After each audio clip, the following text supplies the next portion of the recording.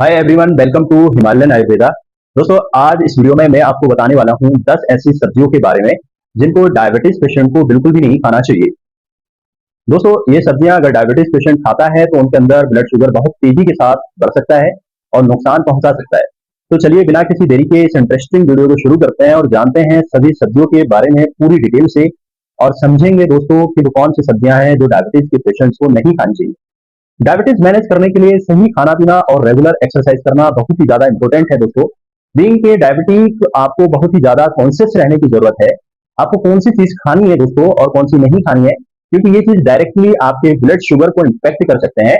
आमतौर पर ऐसी सब्जियां जिनके अंदर दोस्तों कार्बोहाइड्रेट्स कम पाए जाते हैं, या फिर अलग टाइप के कार्बोहाइड्रेट्स होते हैं, या फिर जिनके अंदर दोस्तों फाइबर ज्यादा होता है, तो ऐसी सब्जियां आपकी ब्लड शुगर को कंट्रोल करने में काफी ज्यादा आपकी मदद कर सकती हैं। तो डायबिटीज को मैनेज करने के लिए दोस्तों बहुत ही अच्छी होती हैं। और वहीं दूसरी तरफ हर ऐसी सब्जियां जिनमें कार्बोहाइड्रेट्स बहुत ज्यादा है, या फिर जिनके अंदर सिंपल शुगर्स भी होता है, या फिर फाइबर कम होता है, तो ऐसी सब्जियां ब्लड शुगर में बहुत तेजी से बढ़ा सकती हैं, नुकसान भी पहुंचा सकती हैं। और सबसे पहली चीज जो कि डायबिटीज पेशेंट को दोस्तों आपको बिल्कुल नहीं खानी चाहिए, मक्का। मक्का एक ऐसी चीज है दोस्तों जिसके अंदर जो कार्बोहाइड्रेट्स है वो बहुत ही ज्यादा होता है, और कंपैरेटिवली जो फाइबर्स होता है उसमें भी कम पाया जाता है। अगर हम बात करें दोस्तों स्वीट कॉर्न्स की, जो कि आजकल बहुत ही आमली लोग बड़े मजे से लेकर खाते हैं, और इसके अंदर शुगर भी बहुत ज्यादा होता है। आधा कटोरी मक्का के अंदर दोस्तों करीब करीब 21 ग्राम कार्बोहाइड्रेट्स होता है और 2 ग्राम फाइबर्स होता है। और यही वजह है कि आपको कॉर्न यानी कि जो पॉपकॉर्न होते हैं दोस्तों ज्यादा लेते हैं, उसकी वजह से आपकी ब्लड शुगर अचानक से बढ़ सकती है। तो बीइंग डायबिटिक पेशेंट इससे आपको बचना चाहिए। और दूसरी सब्जी ये है दोस्तों मटर। मटर के बारे में हमें ये जरूर जान लेना चाहिए। मटर के अंदर दोस्तों कार्बोहाइड्रेट कंटेंट काफी ज्यादा होता है, और ये आपकी ब्लड शुगर को काफी ज्यादा तेजी से बढ़ा सकता है। अगर आप डायबिटीज हैं तो दोस्तों मटर खाने से आपको बचना चाहिए, और इसको बहुत ही लिमिटेड क्वांटिटी में आपको खाना चाहिए। इसके अलावा दोस्तों आलू एक ऐसी सब्जी है जो डायबिटीज पेशेंट को बिल्कुल सोच समझ करके खाना चाहिए, क्योंकि दोस्तों आलू के अंदर भी कार्बोहाइड्रेट्स बहुत ज्यादा होता है। खास तौर पर स्टार्च कंटेंट होता है जो आलू के अंदर बहुत ज्यादा पाया जाता है। तो इसकी वजह से दोस्तों जो खाने से आपकी ब्लड शुगर बढ़ सकती है। मीडियम साइज आलू के अंदर करीब करीब दोस्तों 30 ग्राम कार्बोहाइड्रेट्स होता है। एक एक आलू के अंदर 30 ग्राम कार्बोहाइड्रेट्स होता है, और लगभग लगभग दोस्तों कुछ ग्राम इसमें फाइबर्स होता है।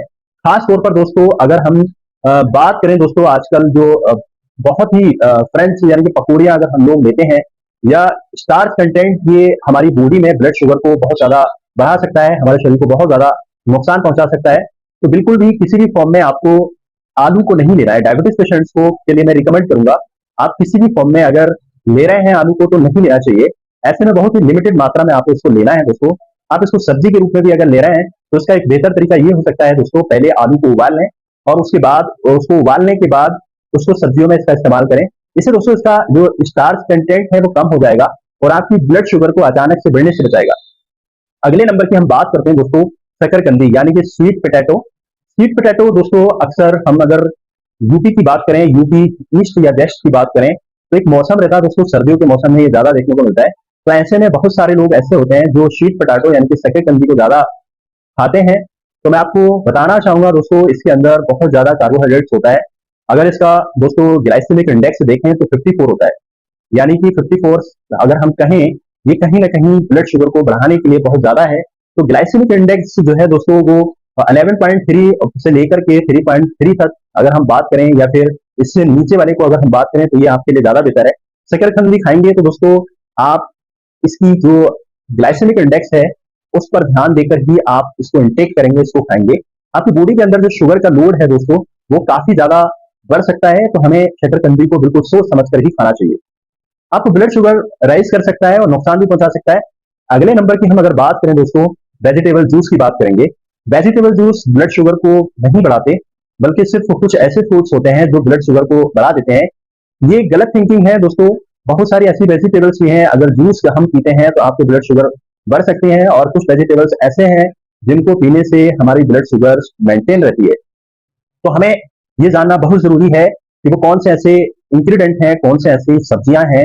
तो दोस्तों मैंने पहले ही बताया कि जिनके अंदर फाइबर्स कंटेंट ज्यादा होगा वो ब्लड शुगर को कंट्रोल करने में काफी हद तक आपका मदद करेगा। तो दोस्तों यही इसी तरह के जो कंस्टेंट्स फॉर्म्स आप जूस मिल जाता है, शायद आपको पीने में मीठा ना लगे लेकिन आपकी ब्लड शुगर को बढ़ा सकता है। वहीं इसके अपोजिट कुछ ऐसे वेजिटेबल्स भी हैं जो आपकी ब्लड शुगर को घटाने का काम करते हैं। अगर उनका जूस आप पीते हैं तो आपको फायदा करता है। दोस्तों एग्जाम्पल के तौर पे जैसे दोस्तों ब्लड शुगर काफी अच्छा होता है। दोस्तों इसके अलावा आंवले के जूस को आप इस्तेमाल कर सकते हैं। आंवले का जूस ब्लड शुगर को कंट्रोल करने में आपकी काफी ज्यादा मदद करेगा। डायबिटीज के पेशेंट को चाहिए कि आंवले को इस्तेमाल कर सकते हैं।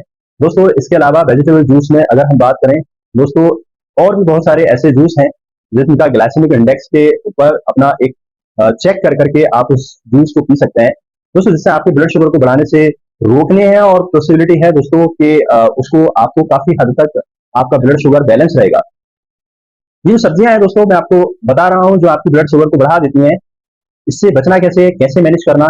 एक्टिव मेजर अगर हम बात करें दोस्तों तो ये तो तरीके होते हैं जो डायरेक्टली आपकी ब्लड शुगर पर असर डालते हैं और उसको कम करने का काम करते हैं। एक्टिवली और बीइंग डायबिटिक पेशेंट अगर आप चाहते हैं कि आपको ब्लड शुगर कंट्रोल में रहे आपकी, तो दोनों पहलुओं को समझना जरूरी है और उसको मैनेज करना बहुत जरूरी है। एडोप्ट करना जरूरी है कि हमें कौन सी चीजें खानी है और कौन सी चीजें अवॉइड करनी है। दोस्तों हम एक्टिव मेजर की बात करें, इसके लिए आप बहुत सारे मार्केट्स के अंदर भी जूस आ गए हैं, जिन जूस को जैसे दोस्तों करेला जूस, जामुन जूस, मेथी जूस, बेल का जूस, ये बहुत सारे ऐसे जूस हैं जिनको पी करके आप नेचुरली आप अपने ब्लड शुगर को बैलेंस कर सकते हैं। मार्केट से भी आप इसको खरीद सकते हैं दोस्तों। मार्केट में भी आजकल करेला, जामुन और नीम जूस आ गए हैं जो आपके ब्लड शुगर के साथ साथ आपके कोलेस्ट्रॉल लेवल्स को भी कम करेगा और कार्डियोवेस्कुलर हेल्थ को भी इंप्रूव करेगा। तो आप अपनी बॉडी को बैलेंस करना चाहते हैं, नेचुरली प्रोडक्ट है दोस्तों, आप इसको अपने ऊपर जरूर अपनाइएगा। खासकर उन पेशेंट्स के लिए मैं रिकमेंड करूंगा जो दोस्तों डायबिटीज है। अब बात आती है दोस्तों इसको कितना ले सकते हैं, तो मैं आपको बताना चाहूंगा ये जूस आप 30 ml सुबह, 30 ml शाम खाना खाने से आधा घंटा पहले और दोपहर में और रात में इसको इस्तेमाल भी कर सकते हैं दोस्तों। इससे आपकी ब्लड शुगर काफी हद तक कंट्रोल में रहेगी। ये प्रोडक्ट्स खास तौर से मैं बहुत रिकमेंड करूंगा जिन लोगों को शुगर भी नहीं है, जिसको अगर उनकी एज 40 ईयर्स से अबव है, 40 ईयर्स से ऊपर चली गई है, तो उनको इसको पीना जरूरी है, वो पी सकते हैं। इससे आपके डायबिटीज या प्री डायबिटिक जैसे अगर कोई लक्षण थोड़े से महसूस होते हैं आपको, तो आप इसको पी करके अपनी डायबिटीज जैसी प्रॉब्लम्स को सॉल्व कर सकते हैं। लेकिन दोस्तों कभी कभी इसको ज्यादा पीने से पेट में जलन और तेजाब बनने लगता है, तो ऐसे में आपको बताना चाहूंगा कि आपको बैलेंस जूस लेना है, यानी कि हाफ मात्रा में जूस लेना है और हाफ मात्रा में दोस्तों आपको पानी मिला करके इसको पीना चाहिए। दोस्तों आप इसको बिना परेशानी के आप पिए और बिल्कुल बेफिक्र होकर पिए। तो आप बताना चाहेंगे दोस्तों जिनकी एज 45 ईयर्स है या उससे ऊपर वाले लोग अगर बैलेंस जूस को बड़े आप ज्यादा जानना चाहते हैं या दोस्तों इसको मार्केट से खरीदना चाहते हैं, तो आपको डिस्क्रिप्शन में हम कुछ ना कुछ आपको मेंशन करेंगे। आप हमसे अपने कमेंट्स करके भी आप जान सकते हैं कि बेस्ट हमें कौन सा करेला नीम जूस अच्छा रहेगा। दोस्तों अगले नंबर की हम बात करेंगे दोस्तों गाजर। गाजर की हम बात करें, गाजर के अंदर दोस्तों बहुत ही तेजी से आपकी ब्लड शुगर को बढ़ाने का, आपकी ब्लड शुगर को बढ़ाने के लिए इसके अंदर जो मौजूद कार्बोहाइड्रेट्स या बाकी स्टार्च जो कंटेन होते हैं वो आपको काफी ज्यादा परेशान कर सकते हैं। इसकी वजह से डायबिटीज पेशेंट को गाजर को बहुत सोच समझ कर ही खाना चाहिए। वहीं अगला हम बात करेंगे दोस्तों, मोस्टली वेजिटेरियंस अगर हैं तो जो लोग बड़े शौक से इसको खाते हैं तो उनको ध्यान दें कि वो सही से खाएं। अगला हम बात करेंगे दोस्तों व्हाइट राइस यानी कि चावल की बात करेंगे दोस्तों। अगर इसका ग्लाइसेमिक इंडेक्स की बात करें तो इसके अंदर ग्लाइसेमिक इंडेक्स थोड़ा सा ज्यादा होता है और इसके अंदर फाइबर्स भी कम होता है, जिसकी वजह से दोस्तों व्हाइट राइस जो खाता है उसका ब्लड शुगर अचानक से बढ़ सकता है। तो उसे ध्यान दें कि उसका राइस जो व्हाइट राइस है उसको अवॉइड करें, कम से कम खाएं। इससे आपका ग्लाइसेमिक इंडेक्स बैलेंस रहेगा, इससे शुगर भी बैलेंस रहेगा और आप अच्छे भी रहेंगे। तो कम स्टार्च वाला जो चावल है दोस्तों, इसका एक दूसरा तरीका ये हो सकता है कि आप चावल को इस तरीके से पकाइएगा कि आप उसके जो स्टार्च है, मांड है, वो उसको पूरी तरीके से बाहर उतार दिया जाए, बाहर निकाल दिया जाए। आप उस चावल को आप यूज करेंगे तो डेफिनेटली आपको आराम मिलेगा और इसमें फाइबर कंटेंट जो होता है दोस्तों वो भी काफी हद तक कम होता हो जाता है। तो इसे हम यूज करेंगे मगर लिमिटेड। वहीं अगर हम दोस्तों रोटी की बात करें तो रोटी एकदम आपको ब्लड शुगर को नहीं बढ़ाते और व्हाइट राइस आपके ब्लड शुगर को तुरंत बढ़ा देते हैं। तो रोटियां आप इस्तेमाल कर सकते हैं और रोटियों में जो चोकर होता है आप उसको बिना छाने अगर प्रयोग करेंगे तो डेफिनेटली आपको बहुत ज्यादा इसको फायदा मिलेगा।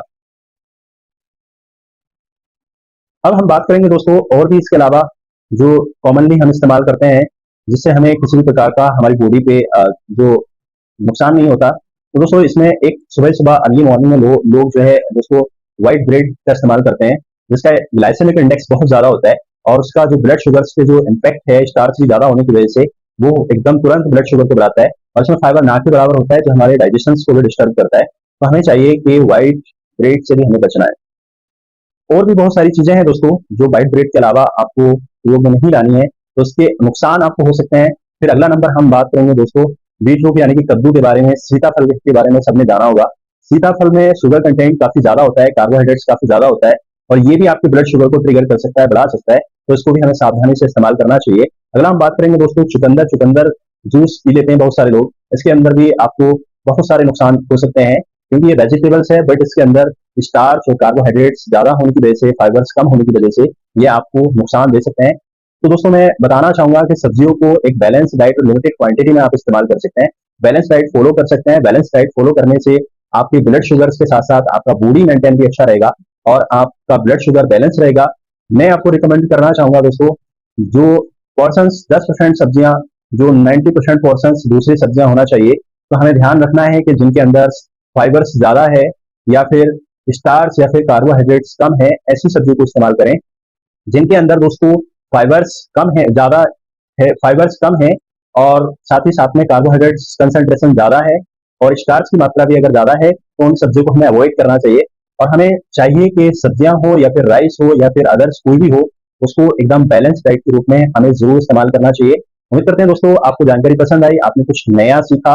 वीडियो आपको अच्छी लगी तो हमारे चैनल को लाइक कीजिएगा, साथ ही साथ दोस्तों के साथ शेयर कीजिएगा और सब्सक्राइब भी कीजिएगा और दूसरों दोस्तों तक शेयर कीजिएगा ताकि वो भी डायबिटीज पेशेंट्स हैं तो वो किस तरीके से अपने आप को बेहतर कर सकते हैं।